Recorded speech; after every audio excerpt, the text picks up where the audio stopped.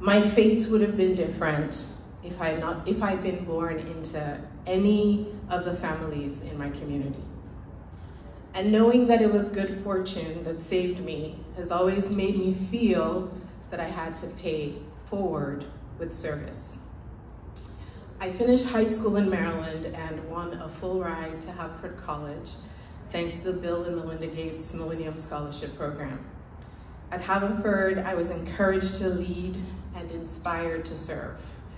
Mountain Beyond Mountains, Paul Farmer's biography, was assigned reading in one of my classes, and Paul's story made me believe one person could make a difference. My heart turned to Sierra Leone. I felt I had a debt to pay. My therapist recently gave me a phrase for that feeling. She called it survivor's guilt.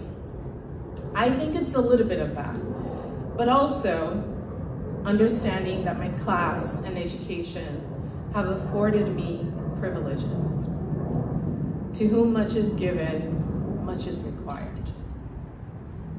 I returned to Sierra Leone in the summer of 2003 to volunteer to teach English to 4th and 6th graders 2 years after the war ended. Most of my students in the 4th and 6th grade were teenagers.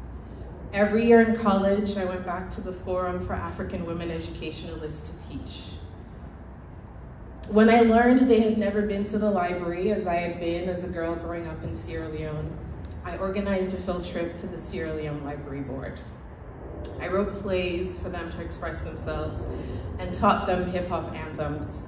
My favorite, I Know I Can, Be What I Want to Be. If I work hard at it, I'll be what I want to be. That one was from Nas. I taught at FAWE for 4 summers, including my last year of college. I saw my students graduate and go on to junior secondary school. While I lost touch with them, some of them have found me on Facebook. And over the years, we've connected. There are 2 that stand out. One of my students now works as a reporter at the Sierra Leone Broadcasting Service. And another, Madiana, who I've met several times since we connected online, is now a professor of linguistics at Chala University.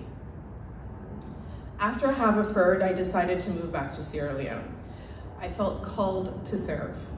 In the summers I had gone home to volunteer, it was clear to me that so many children and young people had been left behind. In my community in Morrietown, where I'd grown up, which I consider a good part of town, my childhood friends had not gone far in school. Not a single one of the kids that I grew up with, the girls, had finished secondary school. Each one dropped out by JSS to have a baby, and they never re-enrolled. Without an education, their choices for work were petty trading and fishmongering. Their earnings were limited, but worse than that, they had no self-belief. As young women, they were more likely to stay in abusive relationships. They were less likely to seek prenatal care. And when they lost their babies in infancy, they believed that their death was caused by witchcraft. The value of education in Sierra Leone is about much more than literacy.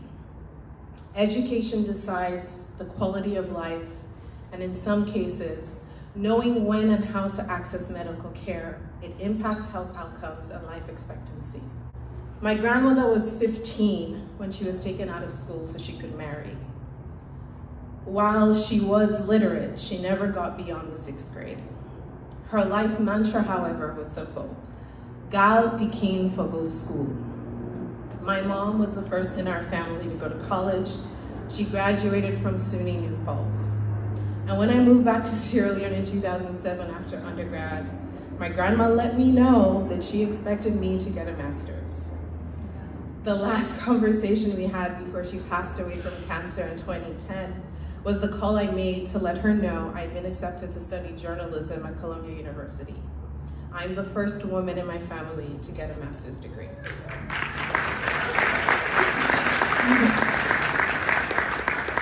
I lived in Sierra Leone from 2007 to 2010 before leaving for grad school, and it was hard. Nothing I had learned at Haverford could prepare me for the overt sexism and sexual harassment I faced as a TV producer. I was just out of college and very broke, trying to tell diverse stories about Sierra Leone, a break from the media's death, disease, and destruction.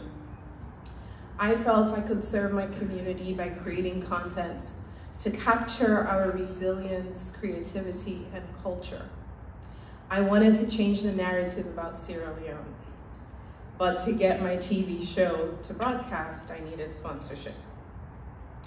In every company I went to, I met men who would give me meetings. Yes, we want to hear about your show. It's a very good idea. But instead, they would proposition me. They liked my show, but they demanded transactional sexual relationships in exchange for sponsorship. Thankfully, I could walk away from those situations with my integrity intact and my head held high, even though I was very, very broke, because I knew I could create other opportunities for myself, and I have. I took a break from producing the TV show and I went to graduate school. After I graduated, I moved to Ghana and I founded a marketing company. At first, it was just me, working out of coffee shops and hotel lobbies. Today, I have 5 core staff members and 5 support staff.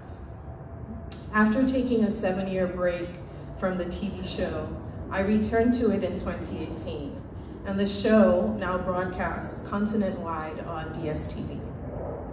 I would be in production for a new season if not for the pandemic. But during the pandemic and the hiatus from the show, I've published 2 early reader children's books to teach vowel sounds and celebrate Sierra Leonean culture. I've had a world-class education, and as a result, I have created opportunities for myself and for others. I've had my choice of career. I've been able to walk away from difficult situations also. Sadly, I'm not the norm, but I should be. Every girl in Sierra Leone should have the opportunity to learn so that they can grow up to have the same freedoms, to have a choice between girlhood or motherhood.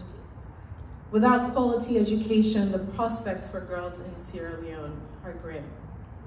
1 in 3 will be forced into early marriage, and 1 in 3 will be a mom before their 19th birthday. But it's more than that. It's a future where they can have more choices. When Bidemi Carroll asked if I would be interested in joining the board, it was an emphatic yes. I didn't need to be convinced. I've seen many NGOs come and go since I started returning to Sierra Leone in 2003, and many have left the communities they served worse off. Since I first heard of Schools for Salone in 2010, 3 things have struck me over the years. The first, they're culturally considerate, and by this I mean they understand and respect Sierra Leonean customs and traditions, which can slow things down, but they're so necessary. Schools for Salone is radically collaborative. They center Sierra Leoneans at the heart of education service delivery. The organization might have scaled faster if Cindy had sold herself as a white savior, but I have seen how thoughtfully she has navigated that delicate balance between trying to tell her founder's story that's true without taking agency from community members and partners on the ground. The organization is also heart first. Every member of the board and everyone that I've met affiliated with Schools for Salone is driven by love and service to humanity. Born in Freetown the year before Cindy got there. And after some of you had already left. I'm not saying that to show how very young I am, but rather to highlight yours and Cindy's long-standing service to Sierra Leone. Your commitment to education in remote communities in need is why I had to be here today.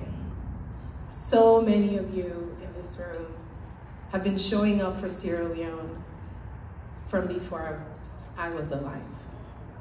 So, in my mother's native tongue, Momoyo, in the Mende language, Baikawe, in Fulani, Baraka, and in my father's language, Creole, Unatenki.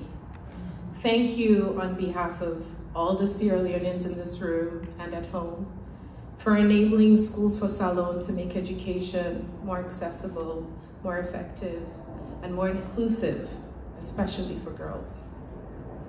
The government of Sierra Leone has made great strides in recent years to increase access to education. Some 2 million children are enrolled in school at all levels. While this is an impressive achievement, only 3% of children in grades 2 and 3 are reading at their level. The government is doing everything it can to bring quality back to education. But still, small community-driven organizations like School for Salone have an important role to play. National government policy in Sierra Leone rarely survives from one administration to the next. There is no telling if the current emphasis on education will continue 5 years from now or after elections in June 2023, if a new government is elected. So we must continue to serve Sierra Leonean communities, no matter what. A building does not make a school, and every school in Sierra Leone is not a place of learning. With your support today, Schools for Salone will not only build more schools in last mile communities in Sierra Leone, but it will also train more teachers who will improve literacy rates. Your donations will provide reproductive health education to girls who will, for the first time, have an opportunity to talk about their bodies and their menstrual cycles without any stigma. You will support the construction of more libraries that stock my book and other culturally relevant reading and learning materials. And when you support Schools for Salone, it will not be because of anything I've said here today or the video you're about to watch. You'll support this organization because, like Cindy and every School for Salone board member, you're driven by love and service to humanity. Thank you.